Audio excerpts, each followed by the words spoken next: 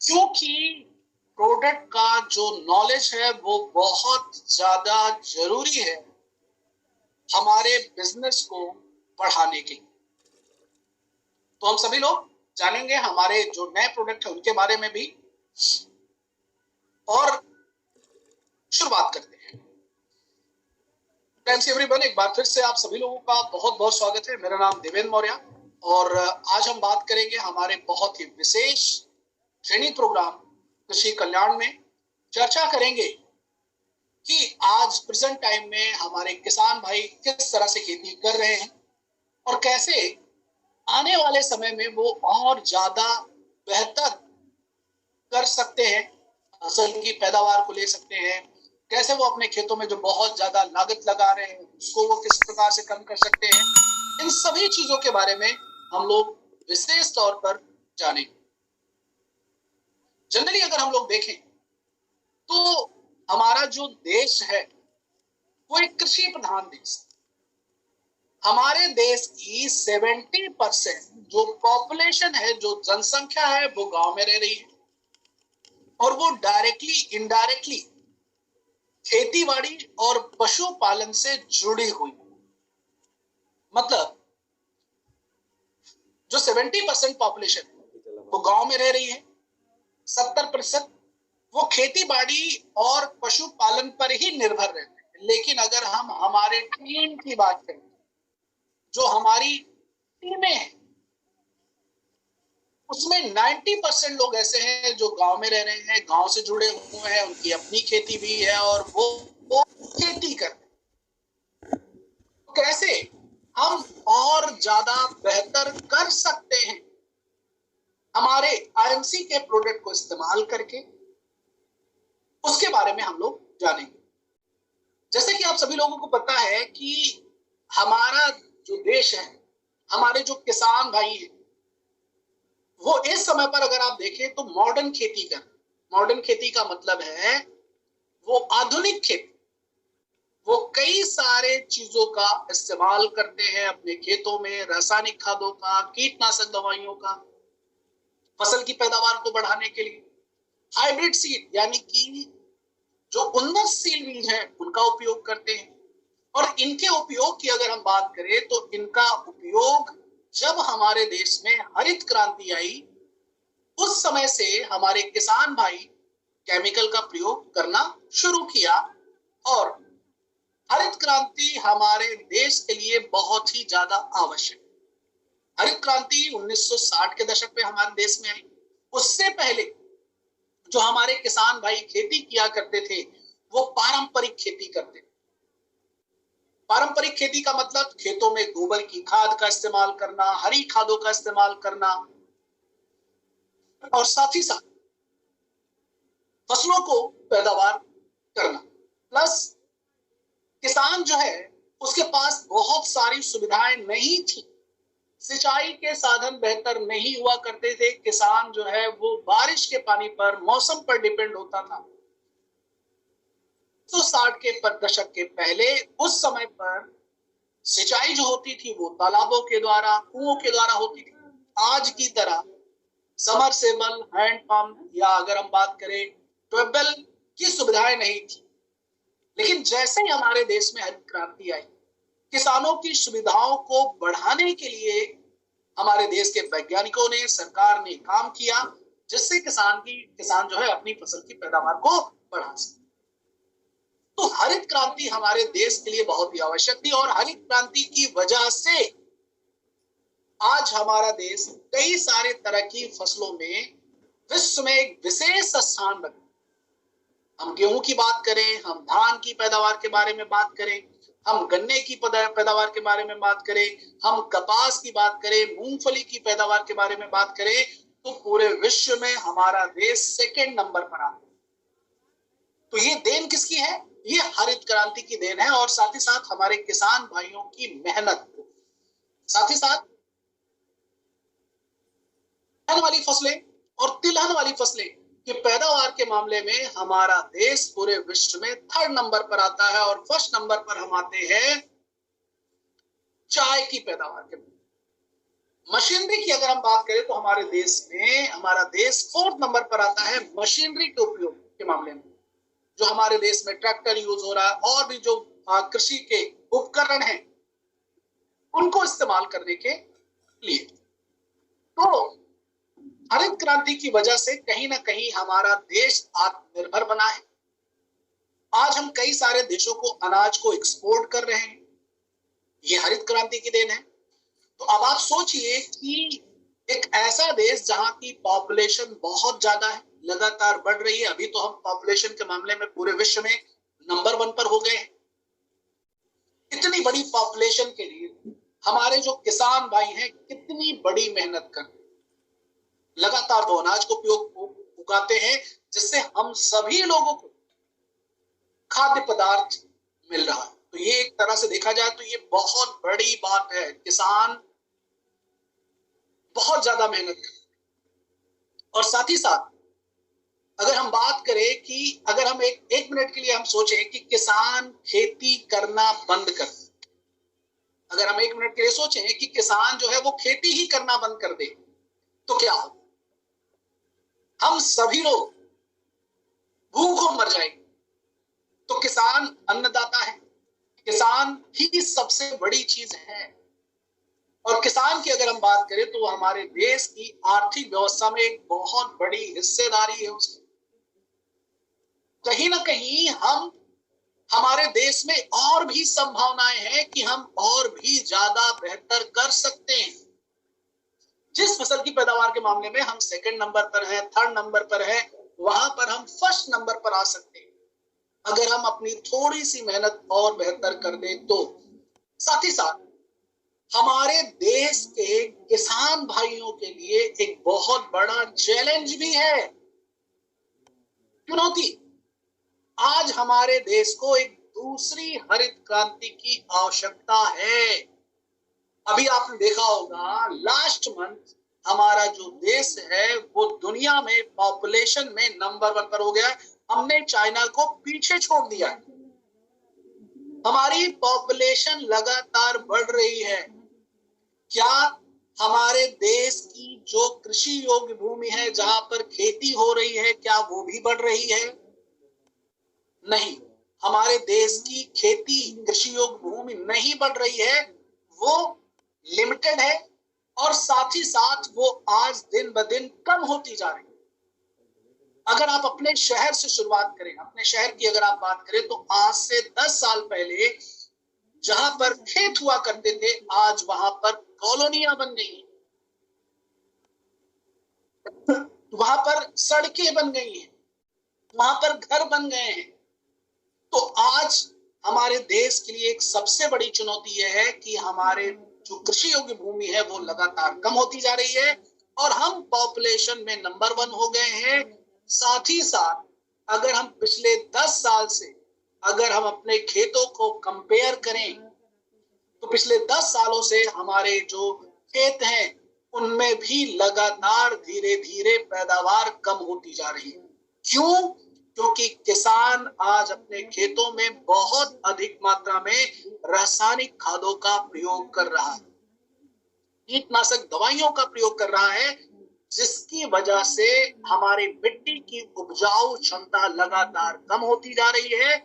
तो अगर मैं ये कहूं या हम ये समझे कि वो दिन दूर नहीं जब एक बार फिर से हमारा देश ये भुखमरी की स्थिति में होगा।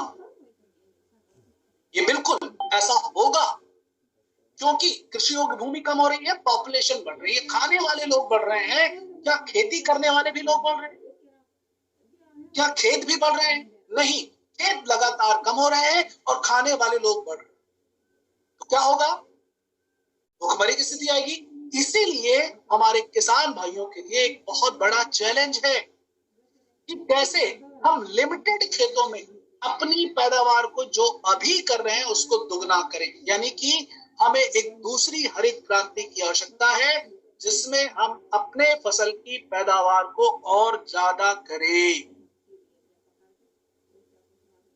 जैसा कि मैंने कहा कि आज जो है वो पॉपुलेशन बढ़ रही है, खेत कम हो रहे हैं और पैदावार भी कम हो रही है। और अगर हम देखें तो आज किसानों की जो परेशानियां हैं, जो किसानों की समस्याएं हैं, वो भी लगातार बढ़ती जा रही हैं। आइए हम जानते हैं उन परेशानियों के बारे में, उन समस्याओं के बारे में जो आज किसानों को बहुत ज्यादा सामना करना। किसान आज अपने खेतों में बहुत अत्यधिक मात्रा में रासायनिक खादों का प्रयोग कर रहा है, यानी कि खर्च बढ़ रहा है। जब खेतों में रासायनिक खाद ज्यादा जाता है, कीटनाशक दवाइयां ज्यादा जाती हैं, तो हमारी जो मिट्टी है उसमें जो सूक्ष्म जीवाणु है वो नष्ट होते हैं, हमारी मिट्टी की उर्वरक शक्ति कम होती है और हमारी पैदावार पर वो प्रभाव पड़ता है, यानी कि हमारी फसल की पैदावार कम हो जाती है। तो किसान जो है आज के टाइम में वो ये सोचता है कि अगर मैं ज्यादा रासायनिक खाद का प्रयोग करूंगा तो मेरी पैदावार ज्यादा होगी। किसान आज अपने आस पड़ोस के किसानों से कंपटीटिव करता है, कंपटीशन करता है, इसलिए पैदावार को बढ़ाने के लिए, पैदावार को ज्यादा करने के लिए। लेकिन क्या पैदावार ज्यादा हो रही है? जो किसान एक ज्यादा केमिकल डाल रहा है, क्या उसकी ज्यादा हो रही है? नहीं। अगर हम देखें तो वो उतनी पैदावार भी नहीं करता है जितना वो अपने खेतों में इन्वेस्ट कर देता है। और जब हमारे खेतों में ज्यादा केमिकल जाता है तो हमारी मिट्टी की गुणवत्ता कमजोर होती है, हमारी जो फसलें हैं उनका इम्यून सिस्टम कमजोर होता है और हमारी फसलों में कई सारे तरह के रोगों का अटैक होता है। रोग ज्यादा लगते हैं, फसलों की ग्रोथ अच्छी नहीं हो रही, फसलों को विकास अच्छा नहीं हो रहा है, फसलों को जो पोषक तत्व चाहिए वो नहीं मिल पा रहे हैं, फूल बड़ी बेहतर नहीं आते हैं, फल बेहतर नहीं होते हैं, उनमें कीट वाले रोग लग जाते हैं, कीड़े उनको नष्ट कर देते हैं, फफूंदी वाले रोग लग जाते हैं, वो उनको नष्ट करते हैं। और उसका प्रभाव क्या पड़ता है? उसका प्रभाव पड़ता है फसल की पैदावार कम हो जाती है। तो मिट्टी की स्वास्थ्य गुणवत्ता में कमी भी हो रही है, लगातार हमारी मिट्टी बंजरता की ओर बढ़ रही है, बंजरता की ओर बढ़ रही है। क्या आज किसान अपने खेतों में गोबर की खाद का इस्तेमाल करता है? अगर हम देखें तो 95% किसान अपने खेतों में आज गोबर की खाद का प्रयोग ना के बराबर, वो अपने खेतों में अत्यधिक मात्रा में केमिकल का प्रयोग कर रहे हैं। किसान आज फसल का चक्रीकरण नहीं करता है, एक ही तरह की फसलें लगाता है, गेहूं, धान, या वो सिर्फ गन्ना ले रहा, या सिर्फ वो गेहूं ले रहा है या धान ले रहा। एक ही तरह की फसलें लगाने की वजह से भी हमारी मिट्टी की उपजाऊ क्षमता लगातार कम होती जा रही है और इसका एंड परिणाम क्या आता है? फसल की पैदावार कम होना, यानी कि कम उपज। किसान लागत भी ज्यादा लगा रहे हैं, केमिकल भी ज्यादा लगा रहे हैं और उपज भी, पैदावार भी ज्यादा नहीं हो पा रही। तो इन सभी चीजों का अगर हम लोग कारण देखें तो वो कारण क्या है? वो कारण, वो रीजन, वो है रासायनिक खादें। अत्यधिक मात्रा में रासायनिक खादों और कीटनाशक दवाइयों का प्रयोग ही आज हमारी फसलों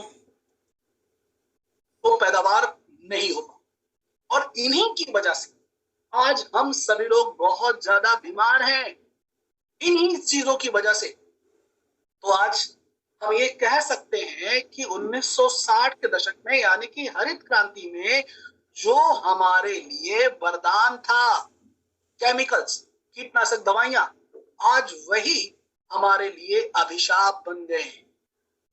आज इनका प्रयोग कम करना हो, इनके प्रयोग को धीरे धीरे हमारे खेतों से खत्म करना होगा।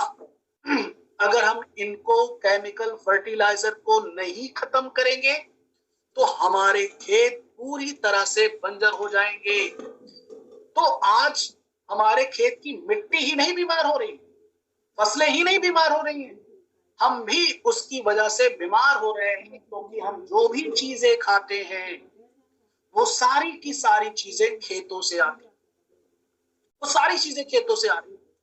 इवन अगर हम दूध भी पी रहे हैं तो दूध भी वो कहीं ना कहीं जो पशु वो चारा खा रहा है वो भी खेतों से आ रहा है, दूध भी प्रभावित हो रहा है, उसमें भी केमिकल की मात्रा हो रही है।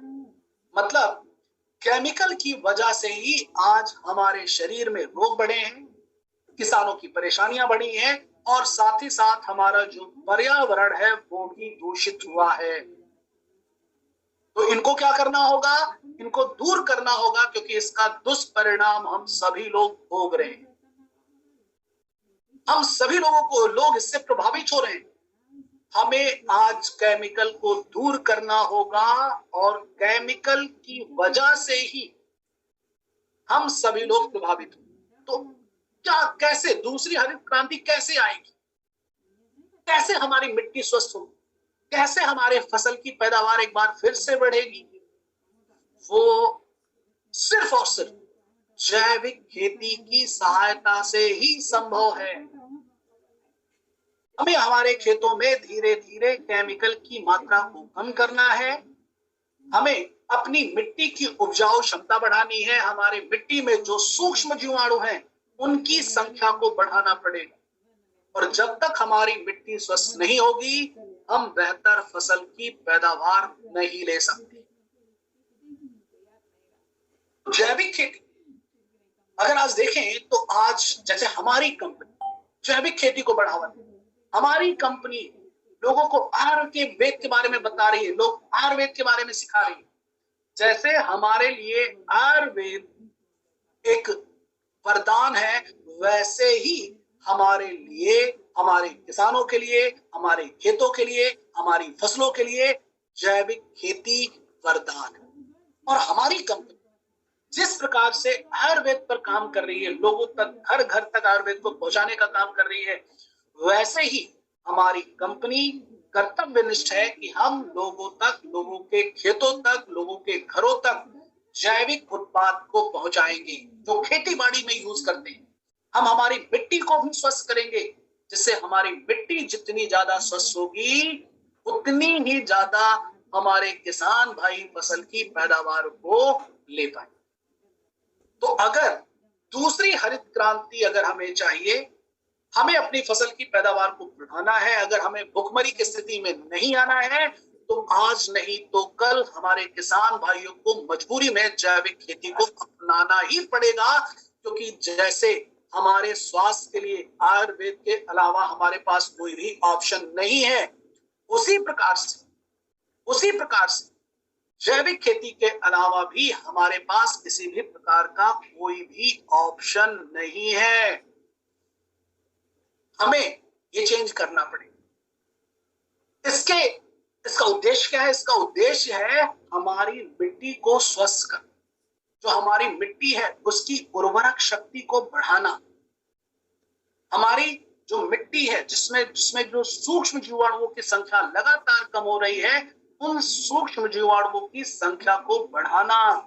मतलब आज से 100 साल पहले जिस प्रकार से हमारी मिट्टी थी, उस प्रकार से हमारी मिट्टी को वापस लेके आना। जब तक हम ये नहीं करेंगे तब तक हम बेहतर नहीं करेंगे। तो इससे हमारी मिट्टी को लाभ होगा, हमारी मिट्टी बेहतर बनेगी, मिट्टी की उपजाऊ क्षमता बढ़ेगी, और साथ ही साथ जो हमारा पर्यावरण दूषित हो रहा है, जिसकी वजह से हमारे जलीय स्रोत दूषित हो रहे हैं, वो भी स्वस्थ होंगे।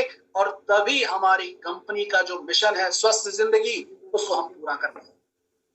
तो जैसे हम लोगों को स्वस्थ कर रहे हैं, वैसे ही हमारे खेतों को भी स्वस्थ करना होगा। तो हमें दूसरी हरित क्रांति के लिए हमें स्वयं काम करना पड़ेगा, जिससे हम अपनी फसल की पैदावार को और ज्यादा बेहतर बना सकें, और ज्यादा बेहतर कर सकें। तो भविष्य की अगर हम बात करें तो भविष्य सिर्फ और सिर्फ हमारा है। हमारा मतलब आईएमसी का है, आईएमसी का मतलब हमारा है, क्योंकि हमारी कंपनी आयुर्वेद पर काम कर रही है और साथ ही साथ हम जैविक खेती पर काम कर रहे हैं, जो भविष्य में ये होना ही होना। तो हम अगर अपने भविष्य की बात करें तो हमारा भविष्य बहुत ही उज्जवल है। तो आइए जानते हैं कि हमारी जो कंपनी है वो किस प्रकार से हमारे किसान भाइयों की फसल की पैदावार को बेहतर करने में मदद करेगी। किस प्रकार से शुरू से लेकर के अंत तक हमारे किसान भाइयों की जो भी समस्याएं हैं उनको दूर करके उनके फसल की पैदावार को बढ़ाने में मदद करें। इसके बारे में हम लोग डिटेल में जानेंगे। तो हम लोग पहले जानेंगे उन प्रोडक्ट के बारे में जो हमारे पास पहले से ही मौजूद है, और उसके बाद हम जानेंगे हमारे जो नए प्रोडक्ट हैं उनके बारे में भी। तो हमारा पहला प्रोडक्ट है जिसका नाम है हर्बल एग्रो ग्रोथ बूस्टर। ये प्रोडक्ट, जैसा कि आप सभी लोगों को पता है कि ये प्रोडक्ट हमारे पास पहले से, और मैं आपको बताना चाहूंगा ये हमारा प्रोडक्ट एक बहुत ही बेहतरीन प्रोडक्ट है, और ये प्रोडक्ट हमारे किसान भाइयों की फसल की पैदावार को बढ़ाने में मदद करेगा, क्योंकि इसमें प्राकृतिक चीजों को शामिल किया गया। इसमें गौमूत्र है, एलोवेरा, नीम, आंवला, हिमालयन बेरी को शामिल किया गया है, जो हमारा ये प्रोडक्ट हर्बल है, और इसमें किसी भी तरह का कोई केमिकल नहीं है। हर्बल का मतलब केमिकल फ्री, बिना केमिकल। तो इसका कोई साइड इफेक्ट नहीं है, कोई नुकसान नहीं है, और ये हमारे किसान भाइयों की फसल की पैदावार को बढ़ाने में मदद करेगा। किस प्रकार से? जैसा कि मैंने आपको कहा कि आज हमारी जो मिट्टी है उसमें सारे तरह के पोषक तत्व तो नहीं है। किसान अपने खेतों में यूरिया का प्रयोग कर रहा है, डीएपी का प्रयोग कर रहा है, रासायनिक खादों से नाइट्रोजन, फास्फोरस और पोटास ही हमारी फसलों को, और पोषक तत्व जो सूक्ष्म पोषक तत्व है वो हमारी फसलों को नहीं मिल पाते, जिससे हमारी फसल बेहतर नहीं हो पाती है। लेकिन यहाँ पर हमारा product herbal agro growth booster, ये हमारी फसलों को सूक्ष्म पोषक तत्व, यानी कि जो पोषक तत्व हमारी फसल को नहीं मिल पा रहे हैं, उन सभी तरह के फसलों जो पोषक तत्व है उनको देने में मदद करे। तो इसमें जो पहली चीज शामिल की गई है वो है एलोवेरा। एलोवेरा की अगर हम बात करें तो एलोवेरा जो है वो कंप्लीट फूड, यानी कि इसको कहा जाता है जिसमें सारे तरह के पोषक तत्व उपलब्ध होते हैं, इसको कंप्लीट फूड कहा जाता है। कंप्लीट फूड, ये इसमें एंटीबैक्टीरियल होता है, ये एंटी माइक्रोबियल होता है, तो हमारी फसलों में जो बहुत सारे रोग लगते हैं उनको भी कंट्रोल करेगा और सारे पोषक तत्व देगा। साथ ही साथ इसमें हिमालयन बेरी है। हिमालयन बेरी का भी काम है मिनरल्स देना, विटामिन देना, एमिनो एसिड देना, जिससे हमारी मिट्टी का भी विकास होगा और हमारी फसल का भी विकास होगा। तो फसल को जब सारे पोषक तत्व मिलेंगे तभी फसल ज्यादा बेहतर होगी, उनमें किसी भी प्रकार की कोई कमी नहीं आएगी। इसमें जो तीसरा तत्व शामिल किया गया है वो है नीम। नीम की अगर हम बात करें, नीम के बारे में भी हम लोग बहुत डिटेल में बात करेंगे। नीम के लिए अगर हम बात करें तो नीम के लिए हमारे पास एक स्पेशल प्रोडक्ट लॉन्च हुआ जिसका नाम है प्लांट केयर। तो स्पेशली जो है रोगों को कंट्रोल करने के लिए, कीड़ों वाले रोगों को कंट्रोल करने के लिए, फफूंदी वाले रोगों को कंट्रोल करने के लिए, जो जीवाणु वाले रोग हैं उनको कंट्रोल करने के लिए, तो स्पेशली हमारे पास रोगों को कंट्रोल करने के लिए, रोगों को दूर करने के लिए, रोगों से हमारी फसलों को बचाने के लिए नीम ऑयल, जिसका नाम है प्लांट केयर, उसको लॉन्च किया गया है, जो बहुत ही बेहतर काम करेगा। लेकिन यहाँ पर भी ग्रोथ बूस्टर में भी नीम को शामिल किया गया है, जो हमारी फसलों में जो बहुत सारे रोग लगते हैं उनको कंट्रोल करने में बहुत ज्यादा मदद करता है। इसमें जो अगली चीज शामिल की गई है वह है आंवला। आंवले की अगर हम बात करें तो आंवला जो है विटामिन सी का एक बहुत ही महत्वपूर्ण सोर्स होता है, जो हमारे फसलों के लिए आवश्यक होता है, और साथ ही साथ ये हमारी फसलों को सूर्य की हानिकारक किरणों से बचाने में भी बहुत ज्यादा मदद। इसमें जो चौथी चीज, पांचवी चीज, जो फोर्थ चीज इस्तेमाल की गई है वो है गौमूत्र। गौमूत्र की अगर हम बात करें तो गौमूत्र भी पोषक तत्वों का एक बहुत ही महत्वपूर्ण सोर्स होता है। इसमें नाइट्रोजन, फास्फोरस, पोटास, सोडियम, ऐसे कई सारे तरह के पोषक तत्व पाए जाते हैं जो हमारे फसलों की पैदावार को बढ़ाने में बहुत ज्यादा मदद करते हैं, प्लस हमारी मिट्टी की गुणवत्ता को भी सुधारने में बहुत ज्यादा मदद करते हैं। तो ग्रोथ बूस्टर का मकसद है हमारी फसलों को जो पोषक तत्व नहीं मिल पा रहे हैं उन पोषक तत्वों को देना, जिससे फसल की पैदावार बेहतर। इसको हमारे किसान भाई सभी तरह की फसलों में इस्तेमाल कर सकते हैं। कोई भी फसल है, गेहूं है, धान है, पेपरमिंट है, मक्का है, मूंगफली है, फलों की खेती है, फूलों की खेती है, सभी तरह की सब्जियों की खेती है, सभी तरह की फसलों में इसका उपयोग कर सकते हैं। इसका उपयोग करने के लिए इसका उपयोग हम दो तरह से करते हैं। इस प्रोडक्ट की सहायता से हम मिट्टी का उपचार कर सकते हैं। मतलब किसान अगर किसी भी तरह की फसल को लगाने वाला है तो आधा लीटर ग्रोथ बूस्टर की बोतल को हम मिट्टी में डालते हैं, जिसको हम बोलते हैं मिट्टी का उपचार। मिट्टी का उपचार करने के लिए क्या करना होगा, हमें 8 से 10 किलो तक मिट्टी लेनी है, उसमें आधा लीटर बोतल को मिक्स करना है और मिक्स करने के बाद उसको पूरे खेतों में बिखेर दें। तो जब ये मिट्टी में पहुंचेगा तो हमारी जो फसलें हैं उनको बेहतर करें, हमारी जो मिट्टी है उसमें जो रोग कारक है उनको नष्ट करें, साथ ही साथ हमारी मिट्टी की गुणवत्ता को बढ़ाएगा, पोषक तत्वों को बढ़ाएगा और हमारी फसलों की उपजाऊ क्षमता को भी बढ़ाने में मदद करेगा मिट्टी, जिससे हमारी फसल की पैदावार भी बढ़ेगी। तो इस तरह से हमें इसको मिट्टी का उपचार करना है। दूसरा तरीका जो है इस प्रोडक्ट को इस्तेमाल करने का वो है स्प्रे के रूप में छिड़काव। तो इस प्रोडक्ट का किसान स्प्रे के रूप में 15 लीटर की टंकी में 30 ml ग्रोथ बूस्टर का इस्तेमाल करेंगे और अपनी फसलों पर स्प्रे करके भी फसल को सारे तरह के पोषक तत्व दे करके उसकी ग्रोथ बेहतर कर सकते हैं और पैदावार को बढ़ा सकते हैं। तो ग्रोथ बूस्टर एक बहुत ही बेहतरीन प्रोडक्ट है जो हमारे किसान भाइयों के लिए बहुत ही ज्यादा आवश्यक होगा और जो भी समस्याएं हैं उनको दूर करने में भी बहुत ज्यादा मदद करेगा। अब हम चलते हैं हमारे दूसरे प्रोडक्ट की तरफ।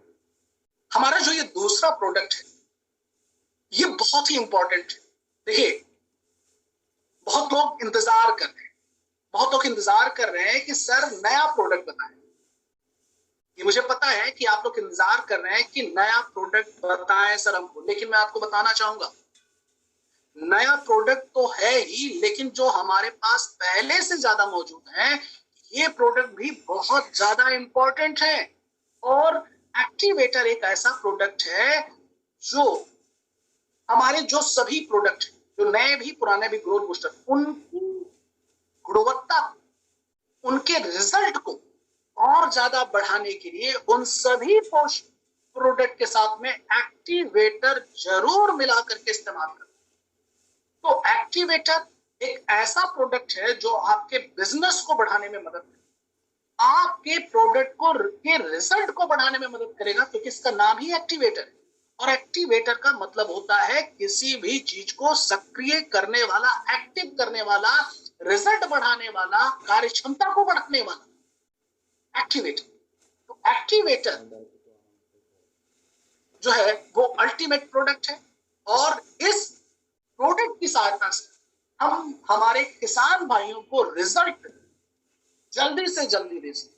अगर किसान चाहता है 1 हफ्ते में रिजल्ट, तो उसको हम 1 हफ्ते में रिजल्ट इस प्रोडक्ट की सहायता से दे सकते हैं, जो हमारे किसान भाइयों के लिए बहुत ही बेहतर। तो आइए जानते हैं ये प्रोडक्ट किस तरह से काम करता है।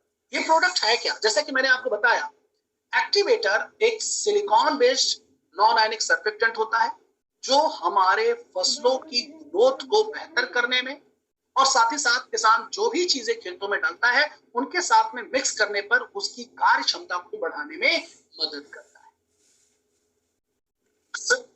करता है, जिससे हमारे किसान भाइयों को ज्यादा से ज्यादा लाभ होता है।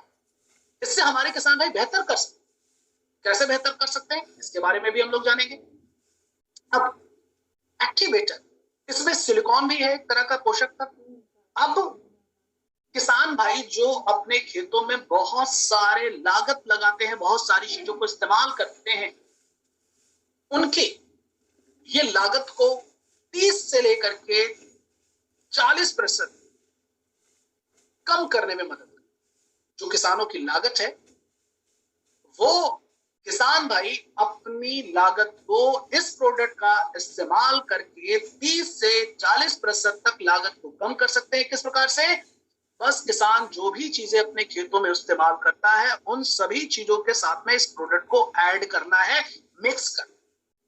जैसे आपने देखा होगा किसान बहुत सारे तरह के अपने खेतों में रोगों को कंट्रोल करने के लिए कीटनाशक दवा का इस्तेमाल करता है, फफूंदी नाशक इस्तेमाल। तो किसान अगर कीटनाशक इस्तेमाल कर रहा है, फफूंदी नाशक इस्तेमाल कर रहा है, तो उसके रिजल्ट को बेहतर करने के लिए हमें कीटनाशक और फफूंदी नाशक के साथ में हमें एक्टिवेटर को मिक्स करके इस्तेमाल करना। जैसे किसान जब किसी भी प्रकार का कीटनाशक स्प्रे करता है तो दवा को पानी में घोलता है और पानी में घोल करके जैसे ही वो स्प्रे करता है, दवा जैसे पत्तों पर पड़ती है ड्रॉप के रूप में रुक जाती है और जहां तक बूंद होती है दवा का असर वहां पर होता है, और जहां पर बूंद नहीं होती है दवा का असर वहां पर नहीं होता है। और इसीलिए किसान को बार बार अपनी फसलों में स्प्रे करना पड़ता है, छिड़काव करना पड़ता है। लेकिन अगर हम उसके साथ में किसी भी तरह के स्प्रे के साथ में एक्टिवेटर को ऐड कर देते हैं, मिक्स कर देते हैं, तो जैसे ही किसान स्प्रे करता है, छिड़काव करता है, दवा पत्तों पर पड़ती है और दवा पूरे पत्तों पर फैल जाती है, और साथ ही साथ दवा जो है वो पत्ते के ऊपरी परत में अंदर चली जाती है, जिससे दवा का असर पत्तों पर लंबे समय तक बना रहता है और किसान भाइयों को ज्यादा से ज्यादा लाभ होता है। तो किसान अगर किसी भी प्रकार का कीटनाशक स्प्रे करता है, किसान अगर फफूंदी नाशक स्प्रे करता है, तो 15 लीटर की टंकी में 5 से 10 ml एक्टिवेटर को डालना है और छिड़काव करना है। एक्टिवेटर किसी भी प्रकार के स्प्रे में, चाहे किसान अगर ग्रोथ बूस्टर का भी इस्तेमाल कर रहा है तो उसके साथ भी 15 लीटर की टंकी में 5 से 10 ml एक्टिवेटर को मिक्स करना है, तभी उसको स्प्रे करना है। ये बात आप जान लीजिए, मैं आप सभी लोगों से कह रहा हूं कि बिना एक्टिवेटर के किसी भी प्रकार का खेतों में छिड़काव ना करना है, ना करने देना है। अगर हम बेहतर रिजल्ट चाहते हैं तो बेहतर रिजल्ट के लिए हमारे खेतों में एक्टिवेटर को 5 से 10 ml मिक्स करके ही स्प्रे करना चाहिए। तो ये बात हो गई स्प्रे की। ठीक इसी प्रकार से हम देखते हैं कि किसान भी अपने खेतों में बहुत सारे तरह के स्प्रे करता है, यूरिया डालता है, डीएपी डालता है, यूरिया का भी इस्तेमाल करता है, डीएपी का भी किसान अपने खेतों में बहुत ज्यादा इस्तेमाल करता है। वहां पर भी हमें इस प्रोडक्ट का प्रयोग करना है। किस प्रकार से करना है? किसान अगर 50 किलो यूरिया डीएपी डालता है, 50 किलो, तो हमें क्या करना है, वहां पर 30% यूरिया की मात्रा को कम करना है। 30 से 40% तक यूरिया की मात्रा को कम करना है। और अगर हम 30% यूरिया कम कर लेते हैं, यानी कि 15 किलो यूरिया कम हो जाएगी 50 में से, 35 किलो यूरिया में हमें 70 ml एग्रो एक्टिवेटर को मिक्स करना है। 1 kg यूरिया में 2 ml एग्रो एक्टिवेटर को मिक्स करेंगे और मिक्स करने के बाद उसको खेतों में अप्लाई करेंगे, डाल। तो 30 kilo urea plus 70 ml activator, 35 kilo में 70 ml एक्टिवेटर, तो 50 किलो यूरिया के बराबर काम करे। तो किसान अगर 3 बैग यूरिया डाल रहा है तो हर बैग से 15-15 किलो कम करना है। डीएपी को अगर 1 से 2 बैग डाल रहा है तो उसमें से भी 15-15 किलो कम।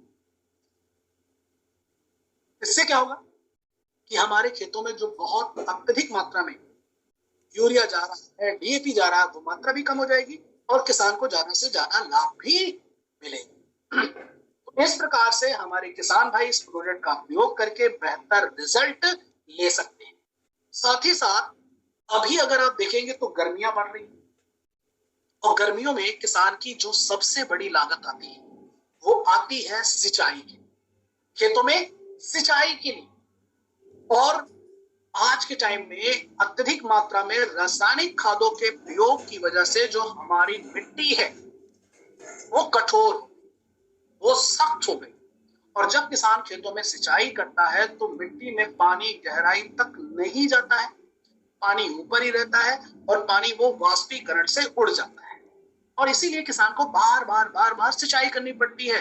अभी मई चल रहा है, आप देखेंगे तो मई में अगर किसान किसी तरह की फसल लगा रखा है और उसमें सिंचाई करेगा तो 1 महीने में उसको कम से कम 3 से 4 सिंचाई करनी पड़ेगी। और 1 एकड़ में अगर कोई भी किसान सिंचाई करता है तो 1 एकड़ में जो उसको लागत लगानी पड़ती है वो 1 एकड़ में उसको लागत लगानी पड़ती है कम से कम 1000 रुपए एक सिंचाई की।